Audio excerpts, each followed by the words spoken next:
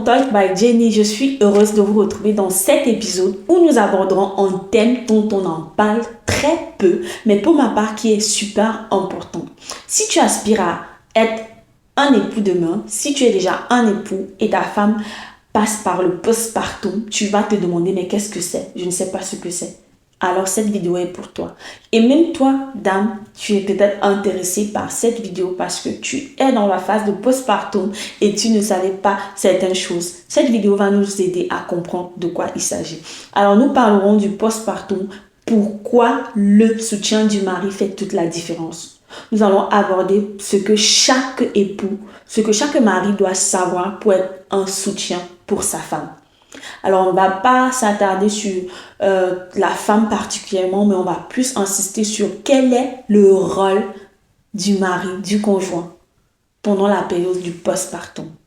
Alors, pour ceux qui ne savent pas, je l'ai défini et je le dis encore, le postpartum, c'est la phase des 6 semaines après l'accouchement, par laquelle les femmes passent généralement par des modifications sur le plan physique, elles passent également par des modifications sur le plan psychologique, elles vivent même des moments où elles traversent des bouleversements hormonaux ou alors même elles ont des fatigues extrêmes, des douleurs et dans certains cas ça arrive même par des dépressions postpartum.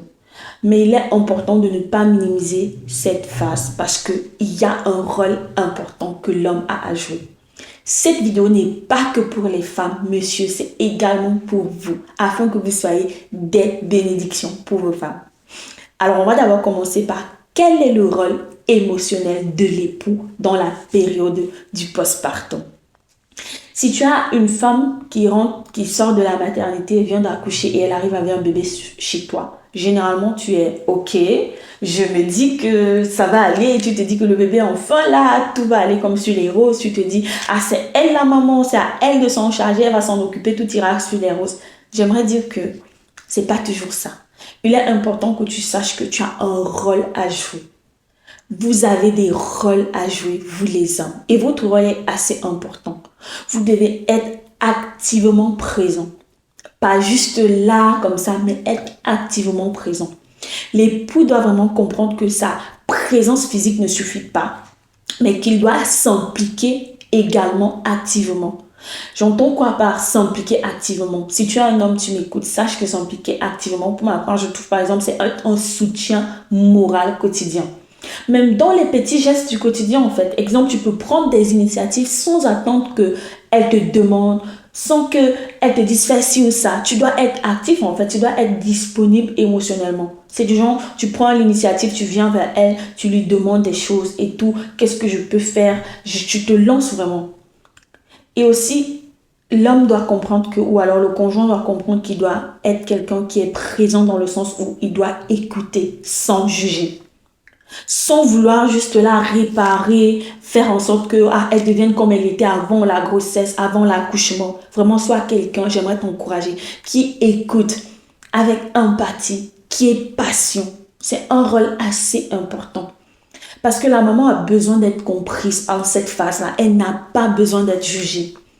Généralement, on se sent jugé parce qu'avec les changements des hormones et tout, parfois on a des sautes d'humeur. Ça peut arriver qu'on donne 2 ou 3 mots qui n'étaient pas dans leur contexte et tu te sens frustré en tant qu'homme. Tu te dis on t'a manqué de respect, on t'a mal parlé, mais c'est pas toujours le cas. Parfois, je vous assure, je veux dire que c'est parfois ces changements même que la dame subit qui font parfois qu'elle donne des réponses pareilles. Mais c'est pas qu'elle planifie de répondre mal ou de je sais pas quoi. Vraiment, soyez des personnes qui ont vraiment de la patience, qui ne les jugez pas et qui soient à l'écoute. Ton épouse peut vivre des moments de doute, des moments de fatigue intense, de larmes.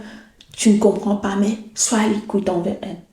Le rôle du mari est vraiment d'écouter, de valider les émotions et de ne pas s'immiscer, genre ça va passer ou bien faut être forte, ce genre de choses. C'est vraiment, ça ne crée pas un climat sécurisant. Essaie de créer un climat sécurisant, un climat bienveillant où elle va se sentir bien, elle va se dire que ah mais tiens, ça va bien ainsi. Ta simple présence empathique en fait apporte un impact dans sa vie. pas sois forte, hein, ça va aller. Non, sois vraiment quelqu'un. Ah, je comprends par quoi tu passes, je comprends ce que tu traverses vraiment. Dis-moi, qu'est-ce que tu ressens et tout. Qu'elle parle, ne juge pas, ça décourage. Et le rôle pratique du mari aussi au quotidien est très important dans le postpartum. Il faut prendre part aux soins du bébé. Vraiment, vraiment. Si je me permets de dire vraiment, c'est qu'on a cette mentalité-là. S'il y a des Africains qui m'écoutent, je parle de vraiment. Quand vous dites vraiment, messieurs, laissons la mentalité du village au village. Vraiment. Je me permets de dire ça comme ça en toute franchise parce que vraiment, on vit des situations où on est choqué qu'au 21e siècle, on rencontre encore des personnes qui pensent pareil. Que vraiment, c'est pour la femme. Ça ne me concerne pas. Prendre soin du bébé. Elle doit s'occuper de ça toute seule. Messieurs, j'aimerais dire que vous êtes des maris aimables. Des maris qui crée un sentiment dans le cœur de vos femmes lorsque vous les soutenez dans les soins du bébé.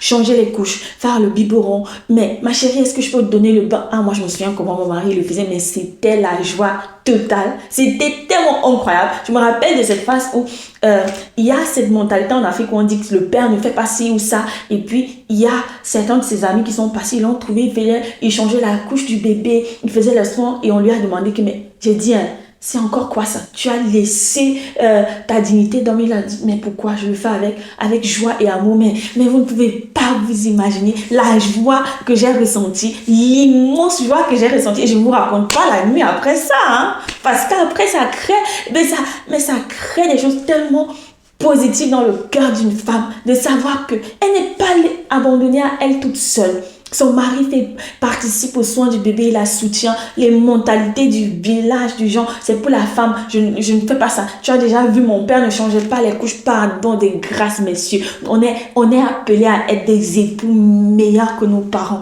On est appelé à être des épouses, des époux meilleurs que les générations d'avant. Faisons les choses avec amour. Je t'en pleure, toi, homme. Toi qui m'écoutes, fais les choses avec amour pour ta femme. Participe aux soins de bébé, change la couche, ça ne va pas te tuer. Donne le bain à l'enfant. Si tu ne connais pas, chérie, apprends-moi. Chérie, est-ce que tu peux me montrer comment on fait? Mais tu vas voir le sourire qui sort comme sur mes lèvres en ce moment. Et si elle a même des faussettes, ça va sortir. Non, mais je plaisante juste pour dire qu'il y a un sourire qui est vrai. C'est quand on fait les simples choses au quotidien. Vraiment, sois quelqu'un qui le fait. Aide dans les tâches ménagères, par exemple, pour la soulager mentalement. Parce que la femme aime souvent, parfois, sa maison est sale, elle ne veut pas voir s'y traîner ou ça. Et elle veut se lever, elle va faire tout ça. Mais en cette phase du postpartum, son corps a besoin de se reposer. Il y a des choses en elle qui ont besoin de se repositionner. J'aimerais t'encourager à savoir qu'elle a besoin de soutien. Dans les tâches ménagères même. Soutiens-la. Si tu peux faire un peu le ménage, tu peux faire un peu la lessive et tout. Je t'assure, tu n'as même pas besoin qu'elle te dise merci. Tu vas voir que ça crée une atmosphère de joie et de paix dans ta maison incroyable. Parce que nous, les femmes, on est Wonder Woman. On se dit que, on n'est pas fatigué, on va faire ci, ça, on va faire ci, ça. À un moment donné, on s'épuise, mais on ne veut pas le reconnaître. Donc, sois quelqu'un qui anticipe. Tu l'aides dans les tâches, ça la soulage mentalement à ne pas réfléchir qu'il y a encore la cuisine, il y a la lessive. Vraiment, fais-le.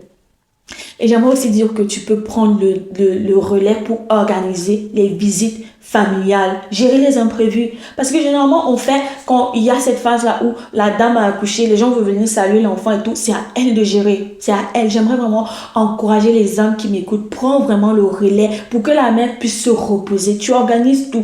Tu dis, tu l'informes, ou elle t'informe, il y a tel qui veut passer saluer le bébé et tout. Oui, d'accord, je vais faire ci et je vais planifier ça vraiment dans la mesure du possible. Si tu ne peux pas, tu demandes à une de ses sœurs ou ses amis, est-ce que tu peux me soutenir dans l'organisation? Il y a telle famille qui va passer. Si tu peux la soutenir. Tu fais même un repas pour qu'elle n'ait pas à préparer, si c'est sa soeur ou si c'est sa maman. Vraiment, il faut la soutenir. C'est important qu'elle sente que tu es une aide.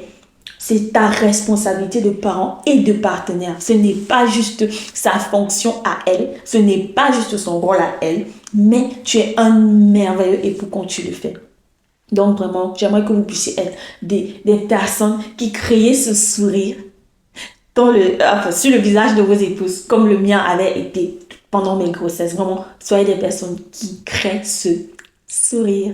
Et vous pouvez le faire en écoutant ces différents conseils. Bon, j'aimerais aussi dire qu'il est important que les hommes reconnaissent également les signes de détresse chez la mère. Genre, il faut que tu sois quelqu'un qui est éveillé. Je dis toujours, il faut qu'un homme soit éveillé, attentif. Quand tu reconnais les symptômes comme les baby blues, de la dépression, ça vient souvent comme ça. Elle est fatiguée et elle veut quand même faire des choses, mais après un moment donné, la force lui manque, les émotions, elle commence à pleurer parce qu'elles sont comme si elle n'arrive pas à faire certaines choses. Il est important que tu l'encourages, que tu l'emmènes à ne pas culpabiliser ni à minimiser son ressenti. Donc, genre, qu'elle va ressentir qu'elle est quelqu'un qui pleurniche trop, elle est quelqu'un qui se plaint trop. J'aimerais vraiment t'encourager à la soutenir, qu'elle ne ressente pas cela. Reconnais les petits symptômes. Lorsqu'elle est fatiguée, elle a peut-être dit qu'elle va faire telle chose et elle n'arrive pas à le faire, que tu comprennes que quelque chose ne va pas. Ou alors même la dépression postpartum, que tu remarques, ça fait je dirais, 3 mois déjà, ma femme, elle est un peu toujours triste, elle ne rit plus, elle a perdu sa joie de vivre. Même prendre soin du bébé, c'est une charge pour elle. Invite-la à consulter ou à causer. Il est important que tu le fasses. J'aimerais que tu sois un soutien pour ta femme. Et vraiment, sois quelqu'un qui la décharge aussi. Tu peux prendre l'enfant et tu dis, chérie, aujourd'hui c'est ton temps. Je veux partir me balader avec l'enfant. Tu pars au parc. Elle a du temps pour se reposer. Envoie-la faire une manicure, une pédicure. Qu'elle prenne un bain et tu es sorti avec l'enfant. Je peux avoir du biberon, du lait et puis je m'en vais avec l'enfant. Je fais 2 heures dehors, 3 heures. Qu'elle puisse se reposer, avoir des me time. S'il vous plaît, les hommes, ça édifie vraiment une femme. Ça la rend joyeuse de voir qu'elle a un homme, un conjoint qui fait ça pour elle. Vraiment, j'aimerais t'encourager. Et aussi, il faut savoir que votre devoir à vous les hommes également, c'est de renforcer le lien du couple et de la famille pendant cette période en fait. Il faut communiquer régulièrement, il faut parler avec elle, même si c'est brièvement, que le dialogue soit toujours là. Il faut se soutenir mutuellement dans l'adaptation à la parenté parce que c'est pas juste nouveau pour vous. Pour la femme aussi, c'est nouveau.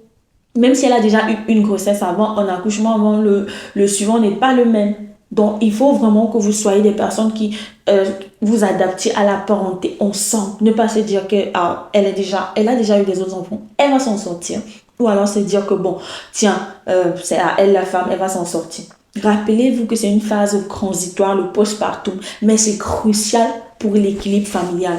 Dans le sens où s'il y a un grand déséquilibre pendant cette période, vraiment, il y aura un grand déséquilibre dans la maison également. Et l'enfant lui-même, le petit nourrisson, il ressentira cela. Il ressentira cela. Donc, soyez vraiment des hommes qui soutenez vos femmes. Si vous ne connaissez pas, formez-vous. Informez-vous pour mieux accompagner vos épouses. Il faut lire, il faut écouter des témoignages, chercher des plateformes où on parle du postpartum, comment gérer quand bébé est là à la maison, poser des questions même à des professionnels de santé. Parce que je parle aujourd'hui du plan émotionnel, mais il y a aussi des changements sur le plan physique, messieurs, que j'aimerais vous dire. La dame, elle a des modifications, il y a la montée laitière, elle a des douleurs au niveau de la poitrine quand il y a le lait qui s'accumule, elle a même des modifications dans son intérieur et tout. Il faut vraiment que vous soyez même, vous cherchez des aides, vous essayez de comprendre ce qui se passe dans son corps physique, dans sa santé mentale, pas seulement le bébé. On parle ici de la dame, on va bien sûr parce que automatiquement l'attention va au bébé, la maman s'en occupe. Vous aussi, vous essayez d'être un père, vous découvrez ce que c'est que la parentalité, être parent, être papa et tout. Mais n'oubliez pas la femme. L'accouchement, ça laisse des cicatrices. Ça laisse des cicatrices intérieures. C'est pas juste le rêve du blues de j'avais un bon en ventre rond et puis le bébé est sorti.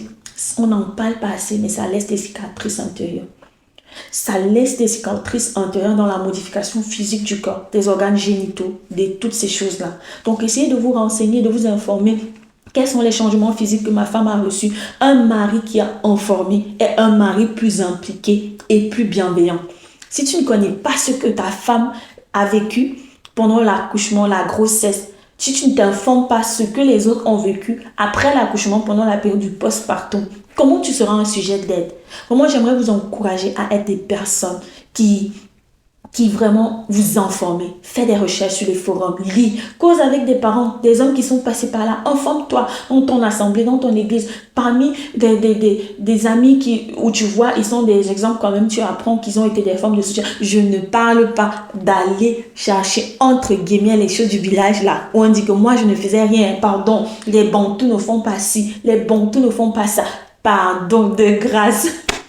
De grâce, laissez les mentalités du village au village. Pardon, laissez les mentalités du village au village.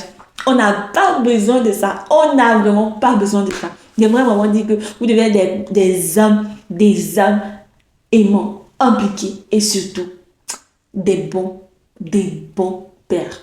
Parce qu'on peut aussi se concentrer sur la mère et on oublie l'enfant.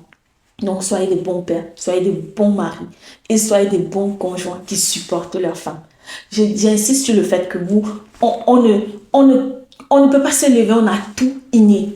On apprend aussi dans la vie. Il y a des choses que tu ne connais pas, mais tu apprends. Apprends, fais des recherches, documente-toi.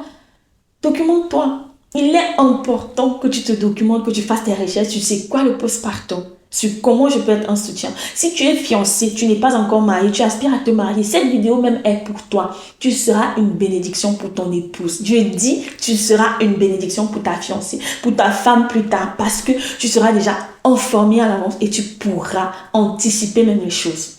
Que vous en prie vraiment. Moi, je pense que ce qui m'a beaucoup aidé, c'est d'avoir quelqu'un qui connaissait que, ok, j'ai ma responsabilité, je dois apprendre, je dois découvrir. C'est vrai que quand on est du domaine médical, on a tous appris déjà en gynécologie comment ça se passe et tout. Mais pour ceux qui ne connaissent pas, faites des recherches, demandez, parlez autour de vous. Ne laissez pas le postpartum, cette phase-là, à la femme seule. Elle a besoin de vous. Nous avons besoin de vous. Soyez les poètes qui viennent, qui nous chantaient les poèmes que vous ne nous avez pas chantés depuis des mois parce qu'on était fâchés pendant la grossesse. Nos hormones, ça piquait par-ci, par-là.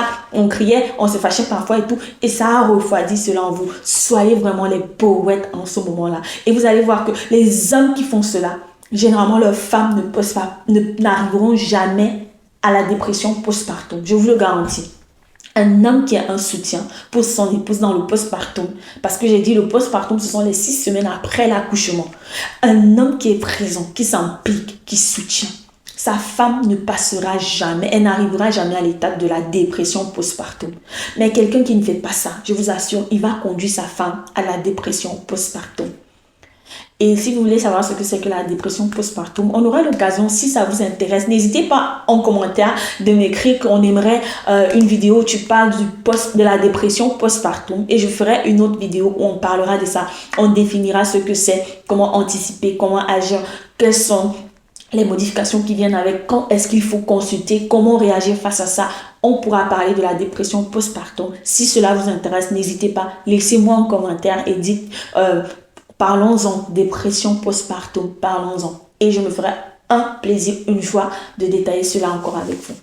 Mais aujourd'hui, vraiment, je développais ce point du postpartum parce que je voulais attirer l'attention des hommes, que ce n'est pas le problème de la femme juste. C'est également votre problème, votre responsabilité. Ce que chaque époux doit savoir, ce que chaque futur époux doit savoir pour soutenir sa femme dans la période du postpartum. Je l'ai dit, mon expérience au travers de cette vidéo. Si tu as des commentaires, des ajouts, n'hésite pas à en parler, à écrire dans le chat. N'hésite pas du tout à le faire. Bien sûr, je pourrais encore apporter des modifications, des ajouts. Mais voilà une petite expérience de ce que je pourrais parler. Je dis bien, c'est ma propre expérience de ce que je pense. Et plusieurs d'entre vous avez également des expériences que vous n'hésiterez pas à partager. N'hésitez pas à les mettre en commentaire et on verra comment on va tous ensemble profiter de ceci. Donc, si ce message, si cette vidéo t'a parlé et t'a touché, toi homme, ou alors toi femme même, peut-être tu as appris au travers de ça, n'hésite pas à la partager à ton époux afin que lui-même il apprenne de cela. Toi, monsieur, si cela t'a plu, si tu as appris de ça, n'hésite pas à partager à un de tes frères, à un de tes amis, à un père. On apprend toujours dans la vie ce qu'on ne sait pas. Vraiment, like, abonne-toi, partage. Il s'agit ici de ce que chacun d'entre nous puisse être une source de bénédiction pour les autres au travers de nos expériences personnelles. Et on se retrouve dans un prochain temps où nous évoquerons ce que c'est que le baby blues.